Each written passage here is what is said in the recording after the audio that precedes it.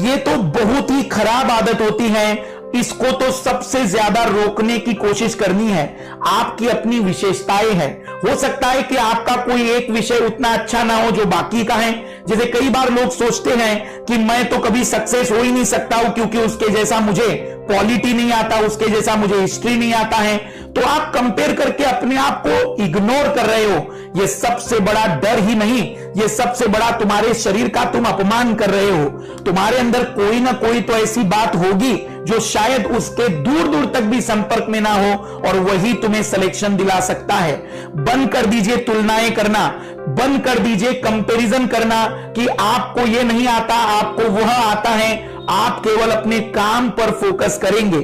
जितना ज्यादा कंपैरिजन करोगे, जितना ज्यादा तुलनाएं करोगे, यह मान के चलिएगा कि उतना ही ज्यादा आप लोग फ्रस्ट्रेट होते जाएंगे।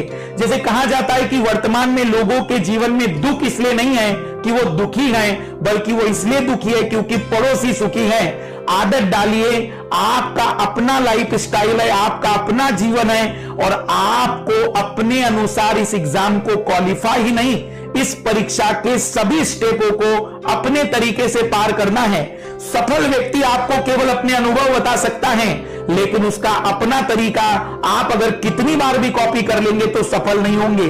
आपको अपने रास्ते बनाने हैं, आपको अपने तरीके से चलना है, आपको अपनी मंजिलों को आपके अपने मंजिलों को खुद प्राप्त करना है। तो आप कहां क्या करेंगे, कैसे करेंगे, इसके हर पहलू पर केवल और केवल आपका फोकस होना चाहिए। इसलिए बदलाव करिए कि आप अब कंपैरिजन बंद कर देंगे, और तब तक कंपैरिजन मत करिए जब तक कि कंपैरिजन के लिए एक इक्वल लेवल ना आ जाए, एक इक्वल लेवल ना आ जाए। और मेरे हिसाब से जो कभी आ ही नहीं सकता है, क्योंकि पूरे के पूरे मानव जीवन में किसी के पास कुछ ऐसा होगा जो किसी और के पास ना हो। इसलिए बदलना है, इसलिए सोचना है कि हम किस तरीके से अपने आप को इस पूरे के पूरे एग्जाम की तैयारी में न्यूनतम कंपैरिजन से जोड़कर रखें, क्योंकि सिलेक्शन के बाद लोगों को कंपेयर करने दीजिए। आप केवल अपनी तैयारी पर फोकस लगे रहिए।